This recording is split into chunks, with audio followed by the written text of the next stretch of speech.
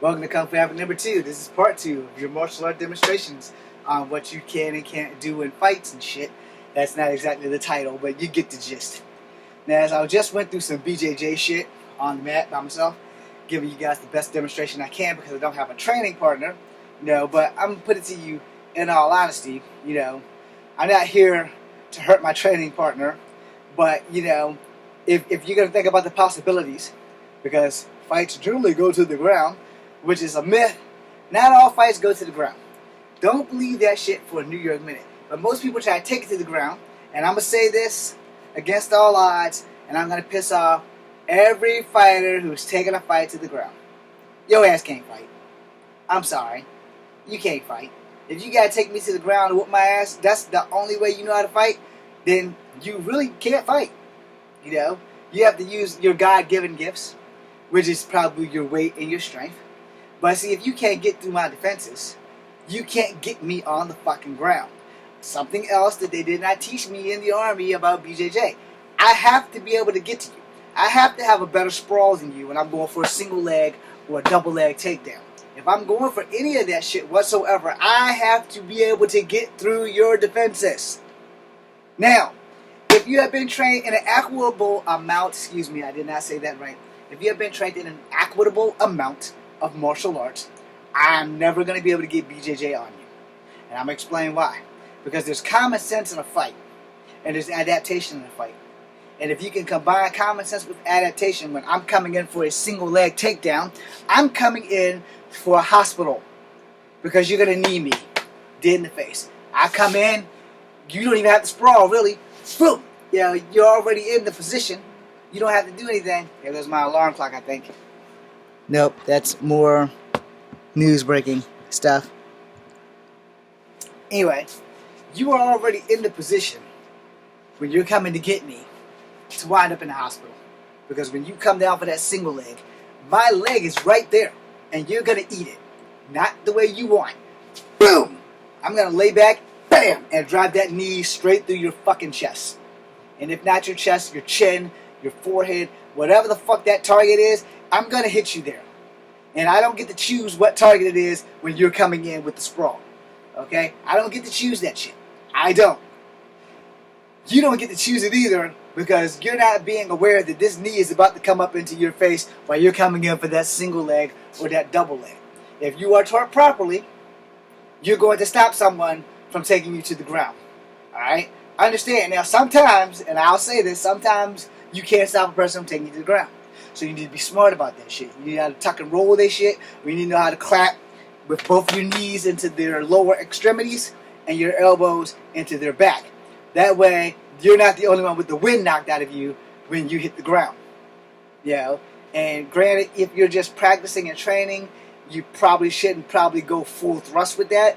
But at that same time, you probably won't be able to help it if you have been taught properly. Muscle memory becomes a thing.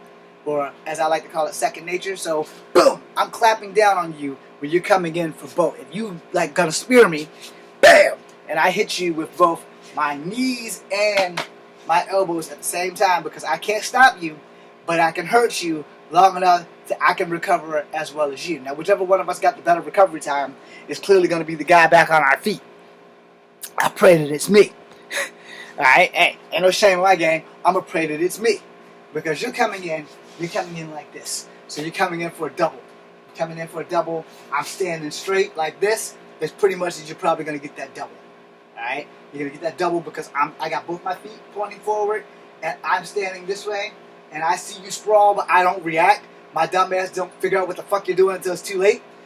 Double leg, you're going to take me down. You're going to sweep my feet from under me or you're going to tackle me. If you're coming in for the spear, the Roman Reigns spear or the Edge spear, I got you because you're going to hit me in the gut and I'm going to go down. Well, on my way down, I'm going to jab both my elbows into your spine or at least your back. I'm going to drive both my knees into your lower extremity, which means your gut or your chest. I'm not trying to go into your testicles or your thighs. I'm trying to go straight for the gut because that's going to concentrate all that air coming out of your body so that when you hit the ground and I hit the ground, we're both going to be fucked up. But I intend on making sure that you're more fucked up than I am. Now, I'm sure you're all thinking, this hasn't been battlefield tested. This hasn't been battlefield tested. You know why it hasn't been battlefield tested? Because no one has been taught how to do that shit properly. They just go with whatever the fuck they're being taught at the time. Alright, when I was in the Army and I was learning BJJ, I was learning how to C-clamp a motherfucker and try to roll him off. Alright? Now, what the Army failed to understand is, I don't have a lot of upper body strength. I'm 5'3" and a half. I can still win this fight even though you're sitting on top of me. But I'm not going to C-clamp your shit. You're straddling over me. I'm tagging you right in your testicles. Because I'm going to be blocking, and I'm going to hit you right in your shit because you're already sitting on top of me. Because the guy was sprawled over me like this. His legs were right here. Which made it easy for me to slide my hand under his ass and slam my head into his testicles. Is it a good move? It's not an honorable move, but it's still a good move. It's a hit in the dick. It sucked to be him. But it's not going to be me who's on the other end of that ass whooping. If you're not taught properly, a lot of things are going to go wrong in a fight. And if you are taught properly, let me repeat that. A lot of things are still going to go wrong in a fight. And that's the thing that a lot of schools do not prepare you for. Shit goes wrong. Period. It doesn't matter how good you are. Shit can go wrong in a fight in a New York minute. The tides can turn. It'll be kind of like wrestling, only real life, where once the tides turn, they don't turn back. Because once you start getting your ass kicked, it's a no-win situation now. You know, you were kicking ass at first, and you fucked up, and now this guy is just eating your ass alive. And it's probably going to be your own fault, because when you realize where you fucked up at, it'll be too goddamn late, and now you still have to focus on not getting your ass kicked the rest of the way. Which is not impossible, just highly improbable. Now, the thing about being in a fight is if your lack of adaptation ability exists, then you have a fucking big time fucking problem. Alright? And the thing with that is that your lack of ability to adapt can cause you to lose the fight. Your ability to adapt can cause you to survive a fight. Now here's how this works in fights. There are no winners or losers, there's only survivors. If you're fighting the wins and you can jump up around, yay, yay, I beat your ass, biatch. Yeah, okay. You fighting for the wrong reason. Alright? It's just as simple, I'm sorry. You're fighting for the wrong reason. If you're fighting to save your life and you beat somebody's ass, and when it's over, and you walking the fuck away, then you're fighting for the right reason, which is the main reason why you should be fighting in the first place. Unless you're fighting for sport, or unless it's a movie and you're getting paid in both of those. But if you're fighting to survive, you're out in the streets and shit happens and now you have to fight, that's what I'm about. Alright? I make movies, but I also keep the shit real. You know, because a sidestep and a knee can slow a motherfucker down. A sidestep, a knee, and an elbow can hurt someone bad enough that you can get away. You don't have to fucking stay there for the end of the fight. You've pretty much ended the fight with this. Boom, boom, boom. 2 elbows. Or if you want to be nasty, boom, boom, boom, boom, boom. And you just keep going until they go limp. The problem with that is you could possibly kill that person, and you don't want to do that because then you're going to be looking at some time and some issues. But if you stop them, if this, boom, boom, boom, one more for good measure, and they hit the ground and they don't move, stop. You know, roll them over, make sure they're still breathing, but, you know, then call the police and stay there for the cops to come and sort this shit out. Hopefully all the witnesses around will tell what the fuck happened, and hopefully there'll be some CCTV and it'll let them know, okay, little guy walked out the bar, big guy walked out behind him, spun the little guy around, little guy spun like a little fucking cotton ball, and when the little guy spun back around, he was in a fighting stance. The big guy said, oh, you think you're a badass, huh? Ah! The big guy charges the bad guy. Little guy decides, I'm going to sidestep and knee the shit out of this motherfucker. Bam! Now he kneed the shit out of the motherfucker. He elbowed him in the back of the neck. And then he elbowed him again in the back of the spine. So I'm going to point this out. This is for us Kenpo people. And for everyone who doesn't do pressure points or Kenpo and all this other shit. Kick rocks.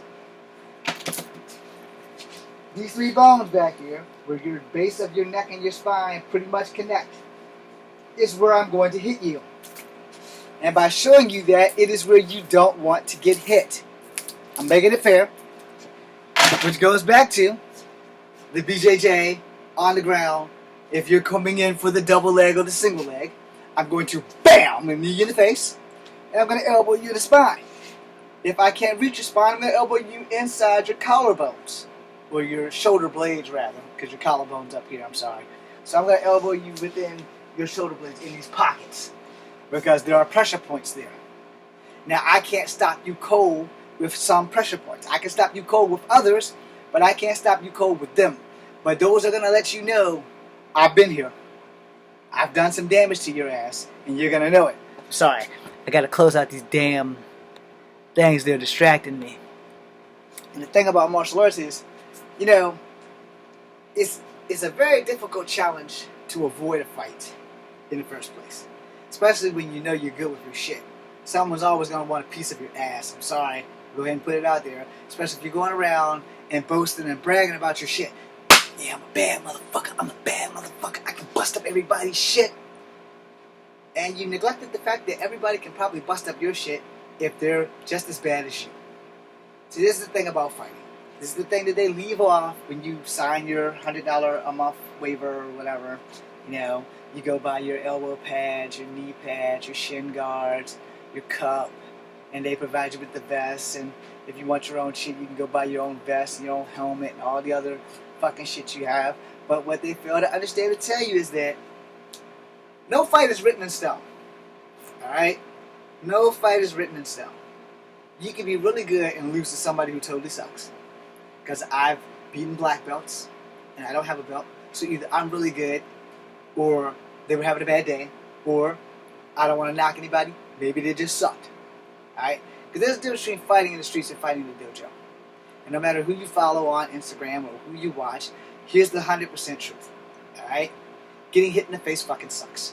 Whether you can fight or not, it still fucking sucks. Alright?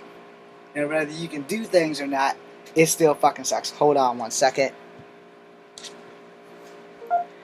I'm in the middle of filming at this moment, so I cannot help you. So, you're a very pretty lady though, but, see, filming. So, give me a few minutes. If you're still on, I'll join you then. Okay, just so that you guys understand, as a person who's trying to build his channel, you kind of gotta show people what you're doing. Alright? Now, earlier in the other video, I did something about paintbrushing. I will get back to that in a minute.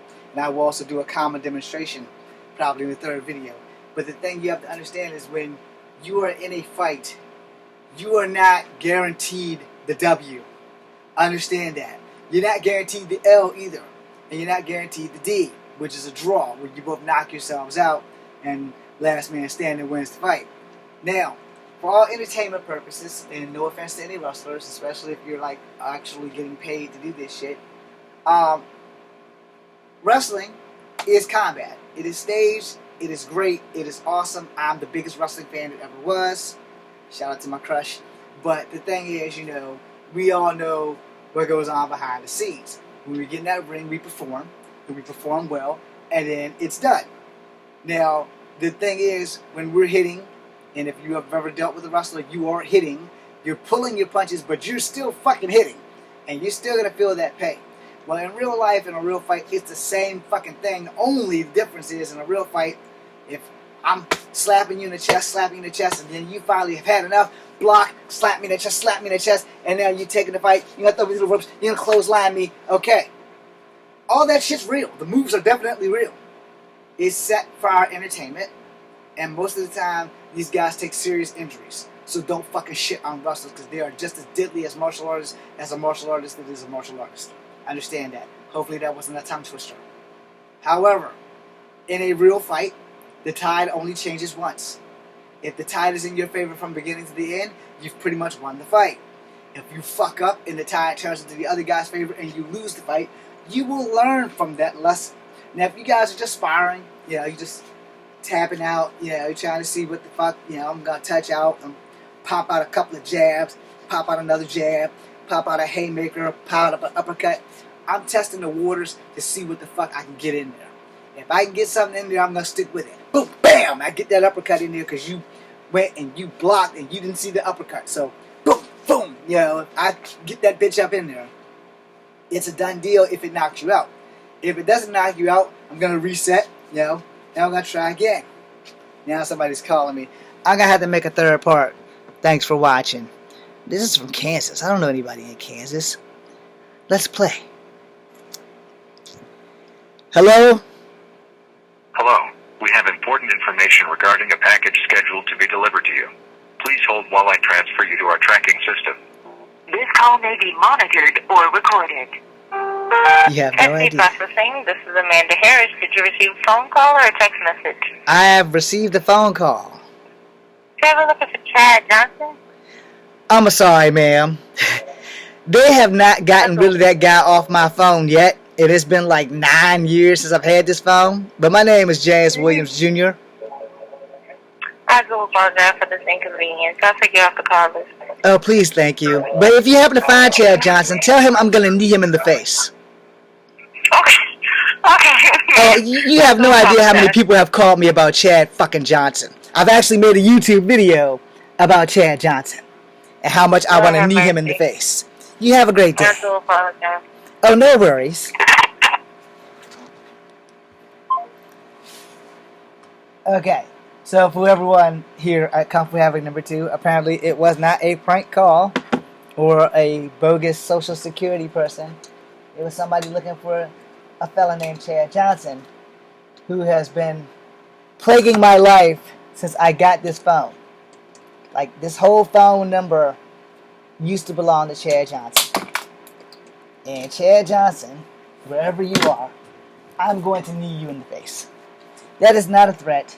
That is a bona fide 1,000% promise that you have to get kneed in the face. Okay, I'm sorry. I'm not going to stop recording. I'm just going to keep going. I will make a third video. But the tides don't really turn, like talking about it, in a fucking street fight. They really don't. You may think that they do, but 9 times out of 10, they don't. Alright? Just want to get that out the way. That 9 times out of 10, I don't know what that is. It's probably a good thing I unplugged the phone. 9 times out of 10, they don't. Okay, data storage use. They don't really turn like in wrestling. So if I'm busting your shit up, I'm going to continue to keep busting your shit up. If somehow or another I fuck up and you start busting my shit up, it's no doubt that the fight has become your fight. And it's no doubt that I fucked up. It's no doubt that I'm probably going to get my ass kicked. It's just that simple. And you have to understand that in any fighting capacity, you want your enemy to fight your fight. You don't want to be trapped fighting their fight. Alright? Because then you have to fight 2 fights. You have to fight their fight plus your fight to get them back to fighting your fight. And you want to control the dynamic of the fight. And 9 times out of 10, once that tide turns, they get a full hit of steam, you're done. So the best thing to do is just take the L and get the fuck out of there. But if you're not going to be able to take the L because they're trying to fucking kill you, then you're going to have to fight for your life. And you're going to have to do everything possible. And that includes being dishonorable and kicking someone in the fucking nuts. I've been hitting the nuts. It sucks. I'll tell you a tiny story. There was a kid that I used to treat like he was family. So one day he came down here and said, "Do you want to wrestle?" My old ass, being old and dumb and too scared to say no, because pride comes before a fall. That's the story. I said, "Sure." He was going to supposedly go get in the service, and I had been in the service, so I didn't think nothing of it. I didn't think this dude was going to be dishonorable, and so we went for the tie-up. And as soon as we got into the clinch, boom! He kneed me in the head of my dick. I fell down. And I told him, and I'm going to give you his name, because I'm still hunting him. His name was Stefan. And I told Stefan, if you ever come back to Rougemont, I'm going to kill you. I meant what I said. But I'm not going to kill him as in his life. But I'm going to fuck his shit up. Because I never done nothing to him. No, never. Never did nothing to this little motherfucker at all. But he took it amongst himself to just purposely knee me in the head of my dick. Not saying I'm playing. He did that shit with authority. And he did that shit on purpose. And I told him, because I was balled over, face down, next to the rose bush outside my house. I was in pain.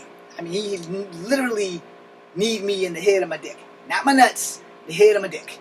And I was down. And I literally had never been down like that before in my fucking entire life. I had never been down like that before. I think I was like maybe 38 years old. Just got back straight from the army or whatever. And he kneed me dead in my motherfucking shit. And it hurt. I mean, it was like he had like a knee brace or something now. That's how it felt. He didn't have a knee brace, but it felt like that. And when I was crawling like this, I don't know if you can see me, but I was like this. I wasn't all the way down, but I was down to the point where I couldn't get all the way back up. Smart money would have told you to knee a motherfucker like me in the face. Put me out for the count. But he did the smart thing, because I told him, I'm hurting. You need to run. And you need to run as far and as fast away from Rougemont as you possibly can. And if you come back to Rougemont, I don't give a fuck if you get your daddy. I don't give a fuck if you get your mama. I don't give a fuck if you get your goddamn stepdaddy. I will go through each and every last fucking one of them to get to you. He ain't been back on Rougemont while I've been outside. Alright, he's probably been through here quite a few times.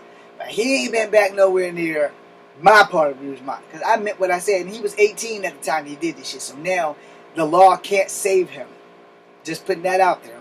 The law can't save him. If he comes down here fucking with me, he's going home by way of the ambulance. Because I'm going to break every fucking bone in his goddamn body for that shit. Because I never did nothing to the motherfucker. And he shouldn't have done that shit. But since he wants to be a dick about it, don't start a fight you can't win. Period. Don't fight somebody who lives to fight. It's not the best idea that you can make. Now, as I end this video, I want you guys to understand. Getting fucking hit sucks. Whether it's here, here,